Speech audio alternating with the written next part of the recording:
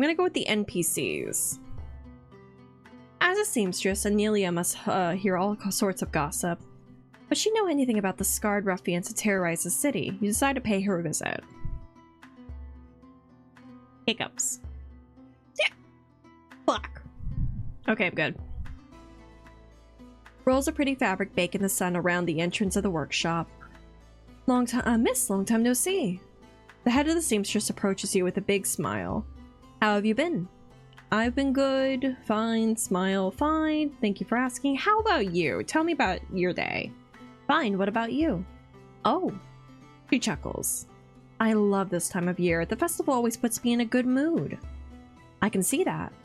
Shall I call Anelia over? Yes, please. She disappears behind the drapes that conceal most of the workshop from sight. After a moment, Anelia walks out, adjusting her gloves. Her mourning veil is still firmly lodged around her face. How? Okay, so Aleste had her mourning veil for a year. How long will they usually wear the mourning veils is what I want to know. Chelsea, how have you been? A bit warm. The festival was lovely. You lowered your voice and shielded your mouth from view. Have you noticed the strange people around recently with cuts in their eyes and lips? Her eyes grow wide. Know of them? Wait, you know of them? She looks around, makes sure no one is listening. They would occasionally come to visit my mother. Proper heirlooms, the big ones, you know? Can't be sold in shops. They would buy them without question and quickly. Anelia spends a few more minutes talking with you before she returns to her stitching. You didn't learn much about the scoundrels, but you didn't expect it to be easy. So then I should probably go to Malik. Because, like, if they're buying stuff, then he might be selling stuff. The drapes at the door in the streets during the festival have already been stored away. When you enter the Hand of Piety, you find it cleaner than usual. Josie? Malik stands up from the counter. His hands are muddy with clay, and a small block of it beside some tools gathered on a piece of wax paper. What are you doing? He plucks a small clay block from the counter to show you. Exquisite lines form the shape of violets in bloom. A tiny curl of clay is still protruding from it. You're making a stamp? That's right. Oh, fuck. I love stamp making. I did it in college. It was delightful. Malik carefully removes the curl of clay and looks at his creation with pride. It's an old trick for us ink artists. It saves the time to have a library of designs ready. Ah, but you're not here to hear me prattle on, are you?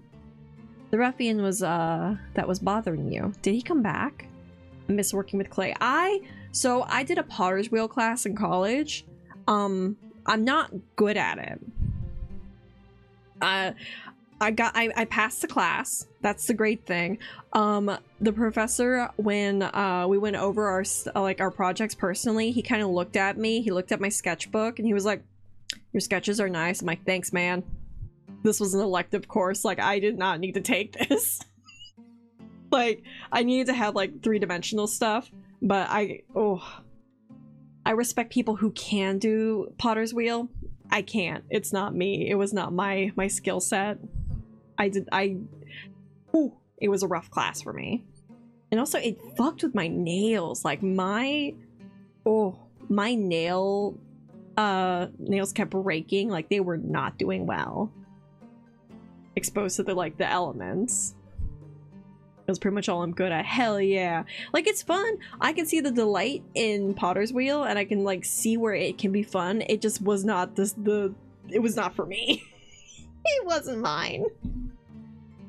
My parents kept like a lot of my projects from college, or like, you know, they have stuff like put up my potter stuff under the bed, or a lot of it's been thrown out. Like they're like, probably not. I'm like, yeah, you're right. You're so right, Mom.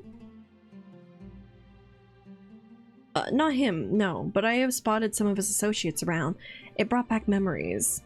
When I was a boy, I would see them regularly in the shop, talking in hushed whispers with my parents. You saw how convoluted their record keeping was, didn't you? It was done for their own safety as well. Has the miss with the many pairs of spectacles visited you again? Whatever he mothers in Havidian sounds awfully like a curse, which he doesn't translate. Your friend Silas was acquainted with her after all. Yes, she's been back. She visited the shop more times than Miss Marinette. That's an achievement. Why the sudden interest in these less than savory people? They've done something unforgivable. They killed a man. You tell him about the priest. May the Lady of Dusk welcome him among their ranks. He looks at the wooden wind rose on his desk and touches a gilded arrow, the one to the southeast. He whispers in Havidian, a prayer to Shiroko, you guess. Be careful in dealing with them. We're not all as agreeable as Silas is. I got you. You know me, of course I will be. I'll try. Your concern touches me. I like that you're concerned about me. Your concern touches me. It really shouldn't. He wiggles his fingers, covered in clay that he used to make the stamp. You don't want a muddy shirt. I must go now. Take care. Bye, Malik. I love you, but I went with Altheon this time. Oh, talk to all three of them. Silas. You haven't crossed the Twin Bridge in some time. Across the canal, the city is different from the Carolis you have become used to. The shadows cling to whoever passes you, drawing your gaze to the stumps where the missing limbs are, to the wrinkles carved on their faces from the smiling, to the stitches that keep old clothes together. If Silas not home, you knock again. One moment. She got Willy! You hear a loud meow, some footsteps, and then Silas opens the door. Her lips purse briefly when she sees you. Come in. She quickly closes the door behind you. You decide to follow her example, push your thoughts of the ruffians aside, and enjoy her company. Was that sound coming from inside? A grin appears on her face. The light managed to soften her worried eyes. I finally managed to convince the cat to come home with me. A heart-wrenching meow comes from the washroom. She's so dramatic. Give me a moment. When Silas unlocks the washroom, the orange tabby jumps out of it. It's Willy. The cat looks at you with her singular eye, the tip of her tail bent slightly in your direction. Aww! Hi, Willy! Once dressed, she turns around and walks away. Ouch, you're being ignored. Willy is officially on pest control duties. Not like I'm in need of it now. You know, there's something about her that makes me calm. Her sigh is deep, and worry returns to her face. I didn't want to tell you about my associates. I know. It's strange to see her fidget, and to see her nervous. You don't feel better after confiding in us. No, I put a target on my back, and all of yours. At least Mattia is safe. The cat jumps on the table to sit next to Silas. Oh, do you want some scritches? Willy's not mangy, but is not plump either. Between the missing eye, the scar on its side, it looks more intimidating than you remember. How strange to see it purr under Silas's attention, because all cats are fucking perfect. I don't care if they got scratches or like scars. They are perfect little creatures. They are babies. Do you not hate me, now that you really know who I work for? No. Why would I? Because to them, torture is child's play. Cats are perfect creatures.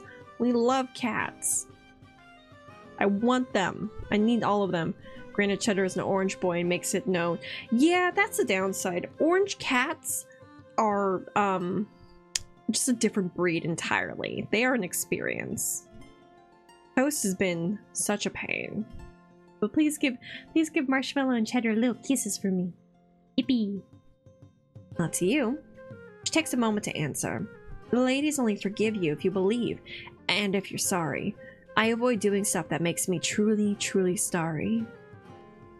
The cat's tail wags. It's the only warning Willy gives before jumping off the table. What do you plan to do? You know, about all those upstanding people. I didn't want to kill them, but apparently I have to? Good question. What is it that the voice that guides you wants? Is it blah, blah, blah. I think my brain is having a stroke. Is it also what you want and what's best for the city? They can't be stopped. You know, I won't do anything rash. You know, I would just want to know how to stop them, but stop them I will. I'm asking around. I'm just learning about them right now. Asking around, learning as much as I know. Don't make that face, you know I'm being careful. You really don't have an answer for her, but perhaps she wasn't expecting one. You didn't come all the way here to be mopey with me, did you? I did not. Then let's go to the Rose. What do you say? You spend the rest of your evening with Silas. Her troubled face resurfaces every time she thinks you're not looking.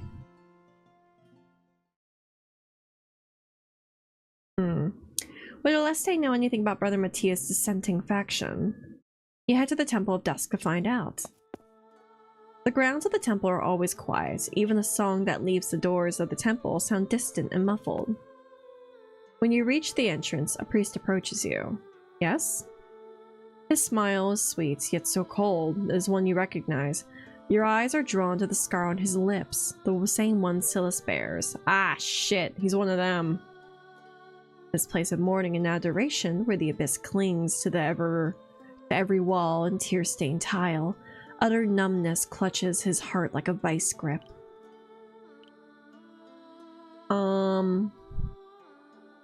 I'm not going to use mind control powers. Looking for someone. Her name is Aleste. His eyes glint and his smile turns sickly sweet. And what do you need from her? She officiated the last rites of her friend. You might have seen right through your ruse, so you keep your explanation brief. I couldn't attend, so I wanted to ask her how it went. Aleste is currently offering her counsel to a grieving couple. If you could just wait a moment. Okay, I'm in. You lean against the wall and wait for her. When Aleste emerges from one of the side doors, she is not alone. She clutches the hand of a couple in mourning, and the three of them converse for a few more moments. Hi, Aleste. She wipes her eyes before approaching you. Good morning, Chussie. She has been crying. Oh no. Good morning, are you alright? Look like you're having a good morning. Do you need a moment? Do you need a moment? Do you need a moment? No, I'm fine. So what brings you to the House of Dusk? She begins walking and beckons you to follow her through the main hall, hazy with incense, and into one of the side rooms. Does the name Aramine ring a bell? Her jaw clenches and the muscle of her neck tenses for the briefest moments. Depends on who is asking. I am. He was found dead. No, I feared as much. Do you know anything of Sister Radina? She has been missing since yesterday. Oh shit! There's another priest that's dead. Radina. Mattia mentioned her once. Was she also opposed to... Instead of speaking, you draw a cross on your lips. Aleste's eyes grow wide and she nods. How do you know so much about this? Brother Amine was my mentor. You might be in danger too. I have been ordained so recently that my opinion holds no weight. Or so I hope. If anything fucking happens to Aleste, I'm revolting. If you ever find yourself in need, join me at the refrain. We tell her where the guest house is hidden and where she can safely breach the ward. Your connection with the halls runs deeper than I imagined. Tell me.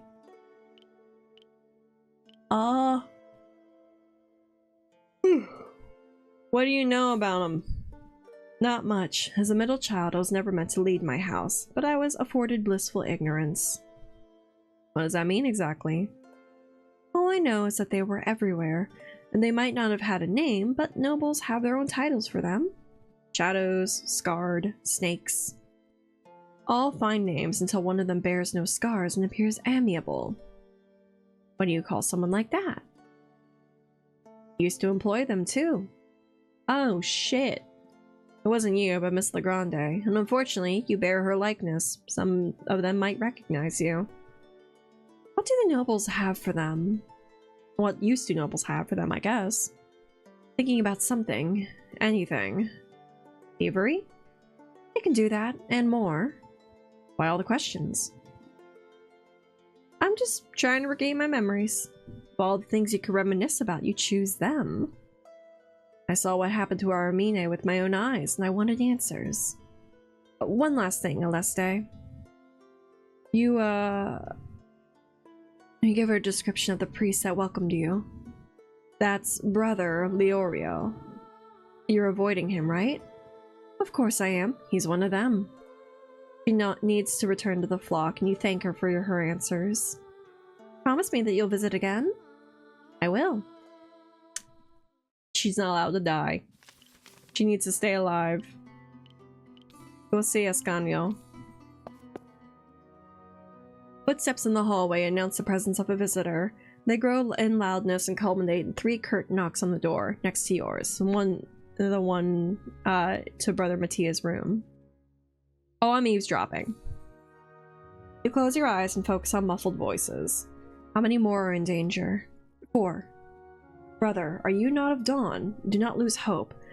Shall we beg her for her intercession together? 3 knocks on your door follow. Yes? It's Ascanio. Behind him, Brother Mattia looks like a deer caught by a hunter. Do you wish to join Brother and I in prayer? Whenever 3 or more are gathered, the ladies are with them. Cool. Sure. You brace yourself for the Abyss's protests at your hearsay, but it never comes. We fake it till we make it. The foyer is flooded with lights and adorned with the many symbols of the goddess. You form a circle among the sun rays, waiting for the prayer to begin. Well, my apologies. Brother Mattia raises his palms to the heavens. He knows you're unfamiliar with the songs and prayers of the triune goddesses, so he recites a simple laud. Ascanio's face, usually caught in a frown, grows solemn and then sorrowful. Blessed be. Once the prayer ends, you spend some moments in silence. Do not lose hope, said Ascanio. Indeed you shouldn't. Why accept those scarred ruffians are encroaching in the city? Why accept the way those scarred ruffians are encroaching in the city? We won't. I'll fight them. If anybody can chase them out, it's you. Thank you, brother, for giving me solace. Ascanio bows to you both. I have copper to congeal now. Farewell. When he leaves, all the tension in Mattia's body is released. Are you scared of him? You can tell. There's something about Ascanio that makes me hold my breath whenever I see him. He's harmless. Feel the same. He's always so serious, I don't think he knows what fun is. He's not the friendliest, but he means well. He doesn't understand the concept of fun. He's always so serious. I don't think he knows what fun is. Perhaps. With Ascanio gone, you decide to spend some time with Mattia. Alright, we'll need to talk to Mattia to get some deets. When you return to the refrain, you head for the dining hall, only to find it empty. Did Brother Mattia not leave his room at all? You walk upstairs to the room he has claimed as his own and knock. Yes? Just checking in. Door cracks open. How are you doing? I don't know. I'm alive and I'm grateful for that, but... His lips purse together in a thin smile. I also feel guilty. Were the others taken too? Am I the only survivor? Judging from what Aleste has told you, he is. Yeah. For how long will I have to hide? You have no answer for him. Sorry. Don't be. You saved my life. A loud growl from his right from his stomach trails after his words. I can save that with dinner too. There's no need, really. Yeah, no, you're getting food. Today it will have to whine. Wasn't Lapo nagging him about skipping meals? The details are hazy. Is there anything else I can do for you? Well, fresh undergarments would be wonderful. Maybe some clothes too? My habit feels heavy in more ways than one. You didn't have time to bring anything with him when you brought him to the refrain. If you could get some scar ointment as well, that would be wonderful. Leave it to me. You march downstairs with a mission. Okay. You return with your arms full. You went to the Temple of Dusk for clothes and undergarments, and to Nessa for the ointment. Brother? When he sees what you brought him, his weariness makes space for a smile. Thank you. Everything's alright. Hope the clothes are the correct size. Don't mention it. What's the ointment for? Some old scars that'll like to flare up. Don't worry about it. He takes all the items from your hands. I'll be right back.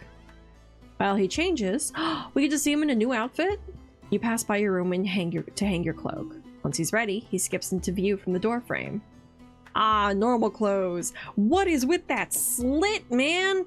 Damn, he's got his thighs out. What would the Lady of Dawn say? I don't like it. Now this is much better. The clothes are indeed too big for his frame, but he repurposed the belts of his robes nicely. Thank you, Chussy. We spend the evening with Brother Mattia, trying to make him feel less alone, and learn much about him. He's great at bocce, he does not like citrus fruits, his puns are so painful they turn around and become hilarious on very rare occasions. Oh, we're learning about him. The prodigal one watches as the rays of the false sun nurture vipers among the herd. Well, okay, so if they're called the snakes, then obviously vipers is going to be that one. The vipers strike, yet the prodigal one does nothing. Vipers form a nest. The prodigal one does nothing.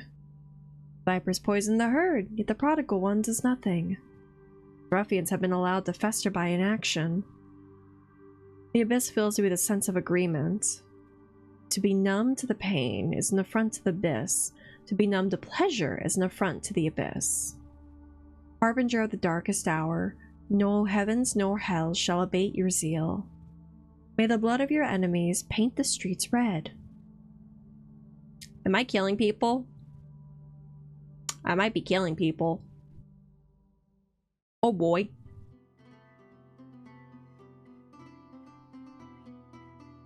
Morning comes, and you've been pondering what you know of the ruffians all night long. Regrettably, it's not much. One thing is certain, as much as it pains you, dealing with the scoundrels directly would be disastrous for you. A knock on the window snaps you out of your reverie. On the window?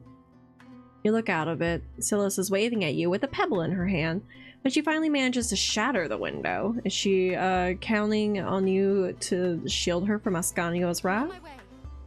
Hey. Hey. Hi. I need to tell you something. Okay. Because I know, I don't want to, but I know it. And among all of us, if there's anyone who can deal with them, it's you. Okay. It's their name. Our name. It's... The serpents, the vipers, the Ouroboros. He leans forward to whisper something in your ear. Laverna! Interesting. Seemingly by reflex, her teeth clench. Not so loud. And why the name? I told you, right? How there was this woman that had enough. Her name was that, and with time it became sort of a title and the name of the group. Now that you have a name, and all your garbled ideas about your course of action becomes clear. You could ask Alpheon for help, have him use his magic to spread their name far and wide on your behalf. Or you could try to use Kolyanikant's enthralling magic. Marne could help you find other hideouts. And you know that Renza has been buzzing around Malik's shop. She could lead you to it. Whatever's going on in that head of yours, it scares me. I mean, my boy Alpheon. I have no intention to harm I you. hope so, after everything I've done for you. She elbows you in your side. The mirth suddenly drains from her face. Yes. Can I ask you something? Of course. What is this abyss that gives you magic? Because as much as I wish you were sent by the goddess, you aren't. What gave that away? Is it the glowing purple eyes? You and Marne have shielded her from the truth time and time again. Was it for her own sake or your peace? I'll give her the deeds. You collect your thoughts and offer her the best explanation you can. From a womb that is dark and comforting, just like the shadows that conceal murderers and thieves. The abyss revels in the night shared by lovers. It festers in the death rattle of those that have been forgotten. It lodges itself under their nails like soot after a long day of work. The abyss is what embraces all mortals after their last breath, but you do not say that out loud. Silas doesn't know what to reply. He looks over the symbols of the goddess embossed on the wall. And where are the ladies and all of that? They are fake. They are not. Silas has seen what you can do. Can she say the same about the ladies? She can't bear to ask the burning question that is gouging her mind with its claws. Does that mean the goddess is not real? I need to go. Uh-oh. I have places to be, sadly. Oh, okay. Thank you for giving me answers. I'll pop back in a few days to check on you. Take care out there, Silas. She runs off, leaving you in the sun-drenched foyer of the guest house. You must act on the threat of the Laverna. Consider your options and strike. I don't know what to do. I think Alphion's gonna be the solution. I guess I'm gonna have to make a choice now. I will. Alphion.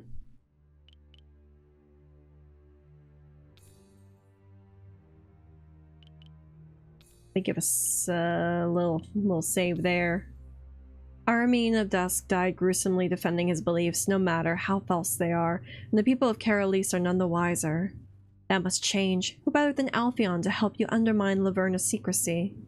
You wonder if he has ever written a song before, despite the way he carries himself, and he has not been walking on this world much longer than you have. Let's see how good he is at rhyming. There is still the odd drape or two adorning the streets, remnants of the festival and of happier times. You hear music, the gentle notes of a lute coming from a few streets over. It can't be him, can it? You decide to take a look. After a short walk, you enter a square bathed in the shade of trees. The washing fountain is one big splash as the adults wash laundry and children run around with the dog. Away from the rowdiness, you enjoy every minute of it. Enjoying every minute of it is Alphion. A smile plays on his lips as his fingers lazily pluck the strings of his lute. My boy! You found me, my dear. It's my man. Good morning. You made it easy for me. You made it easy for me. His chuckle is full-bodied and warm. I'd invite you to my lap, but unfortunately it's taken by another big love of my life. God, I want to take his lap! He plucks the strings again, unnoticed by the family on by the fountain. We sit next to him. I don't imagine you came here to listen to me brood about all the things we'll never experience. No, my dearest. He perks up when he hears that pet name. I came here because if there's anyone who can execute my plan I have in mind, it's you. I've learned their name. Laverna. His task, in your mind, is simple. He is to create a song insidious enough to plant, like a seed, the name of the scoundrels into the minds of people. Once everybody knows their name, they'll be able to talk about them. What do you say? Are you willing to help? It's mischievous. I like it. Put a lot of pressure on me. My first song will have to be a hit. First song?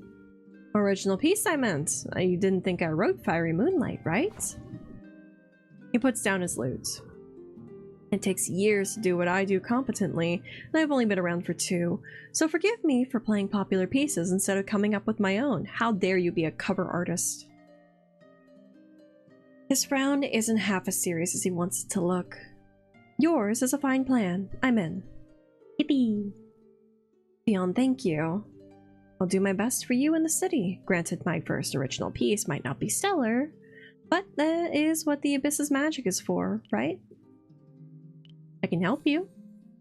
Do you know anything about verses, stanzas, lyrics? I'd like to think I'm good with rhymes. His smirk is as handsome as it is impish. What rhymes with my name, then? Ah, shit.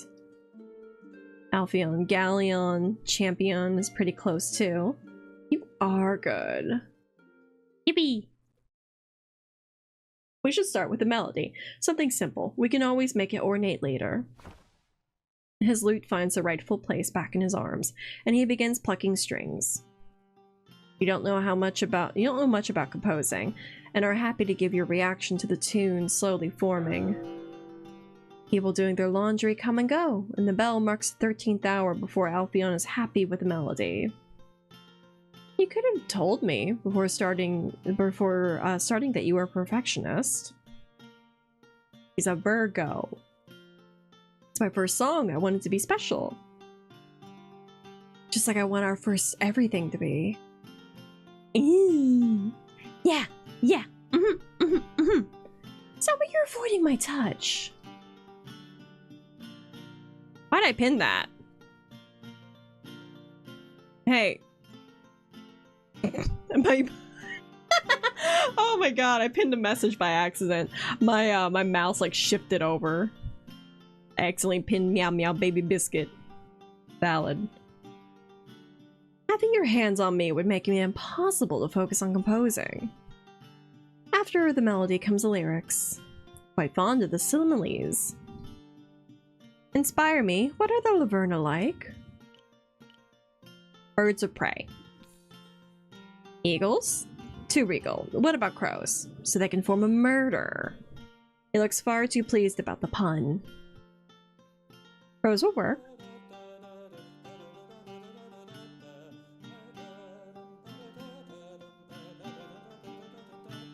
Oh my god, he's actually singing.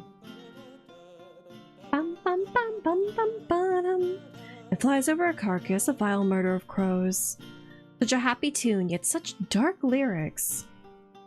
It's hard to rhyme carcass with something.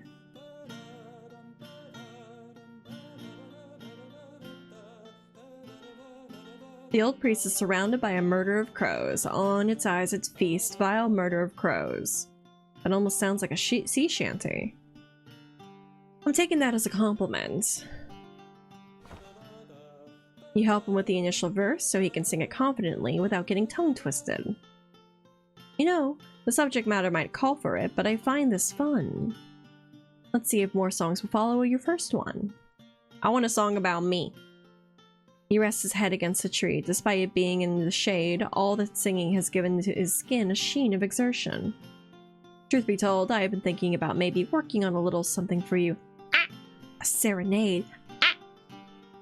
His eyes are heavy on your face like a caress. You lean forward and his hands cup your face. Maybe. Working on it? You deserve perfection, and I know I wouldn't be able to create something worthy of you. Ah! I'm good. His thumb presses it on your lips, you feeling their shape. If his plan is to torture you softly with the promise of a kiss, it's working. Alpheon? When must it say a promise? His thumb brushes again against your upper lip. His touch lingers on your face for a moment longer, and then he presses his own lips against a memory of yours, against his thumb. We should really get back to what we were doing. What if I don't want to? My dear, neither do I. You place a hand on his thigh. Underneath the fabric, you feel the firmness of his muscles, the slight give of his flesh. Then what? Shit! A splash soaks your back. You turn around, see two children giggle and hide behind the fountain. Those little... Alpheon slides a hand to where your soaked blouse clings to your skin. It could have splashed the front. Alpheon! No! Stinky! You would have liked that. Let's go back to the song.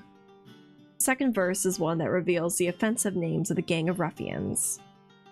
I won't set myself up for failure in an attempt to make a rhyme with Laverna.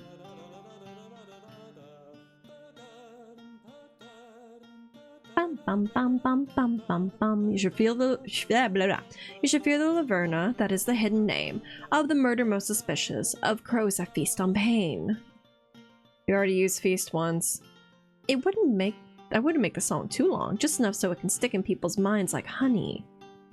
It needs to end revealing that the animals were people all along. You should fear the Laverna. Wait.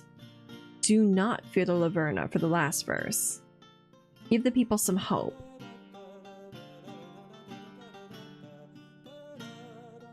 Do not fear the Laverna, that is the hidden name of thieves, liars, and scoundrels, the beasts most inhumane. They steal some there, they kill some there. And then they skulk back in the shadows, but now you know what to call them to their itty-bitty face. I like it. Itty-bitty face. Gee, isn't it? I like it. Not bad at this minstrel thing, huh? I'll work on the song some more on my own. Maybe write something down. Say, where should I perform it? Largest audience? Do you think Atri would mind if I climbed a statue to project my voice from above? Alpheon? She would. Not like that would stop me. What happens if Laverna watches you perform? Good question. Do you want them to know of the song?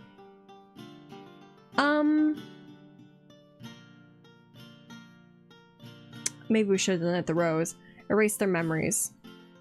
I have one last question, darling. Imagine this. The song spreads like wildfire. Other minstrels might wish to add it to their repertoires. Let them. So it shall spread even further. All that's left to do now is to set the plan in motion. I have a good feeling about this. After hours of playing, his fingers are chapped. You examine his poor hands. It happened again. Seasoned minstrels develop calluses. Mine never got to form thanks to the abyss. The tragedy of having soft hands. He can use them on me, though. He gave a kiss on his knuckles, such an innocent gesture, yet enough to make his breath catch. It's strange to see you at a loss for words. As much as I love lavishing you with my voice, I need to preserve it for tonight. Is that why he's whispering? Because all his smooth rumble does is set your greedy heart ablaze. Should we head to the Rose? Have a drink? Clear our minds? Please. Lyrics of fiery moonlight, the poetic filth Alpheon so enjoys singing, are earnest in his yearning. How much longer will he deny himself by denying you? I will escort you to the refrain. Lay down with me! Go to bed with me, you fucker! Under the glow of the moonlight, the shadows that emanate from the Alpheon are ablaze. They reach out to yours with ferocity. Good night. He cranes his neck forward to leave a kiss on your hair. One for him, yet none for you. No, get over here. You tug his arm before he can part from you. Allow me to at least one embrace. His starlight hair tickles your face. He welcomes you into his arms with a tenderness so fierce it steals your breath away. You can finally feel all of him against you, closer than he has ever allowed you to be. Chussy. When he speaks, his chest rumbles against your cheek. My arms are always meant to hold you. Ah! Ah! Yeah! Why does that work on me? Fuck! He kisses your hair again. Will you dream of me? You can't, but neither can he. I will stay up if I must, to relive this moment all night long. Yeah, definitely. On our backs. Vertical. Horizontal. Other way. He parts from you with a chuckle, depriving you of his warmth. I shall do the same. It's a moment of weakness, you think, when you see him hesitate. To lean forward and kiss you, or to step back? Good night. He cups your face once more, bites his lip, and holds his breath, and then steps back. You fucking asshole. Kiss me. He burns for you. Alpheon. You sear the image of him into your mind and treasure it when you return to your room, alone, while the abyss inside you holds onto the precipice of desire. God damn it, this man.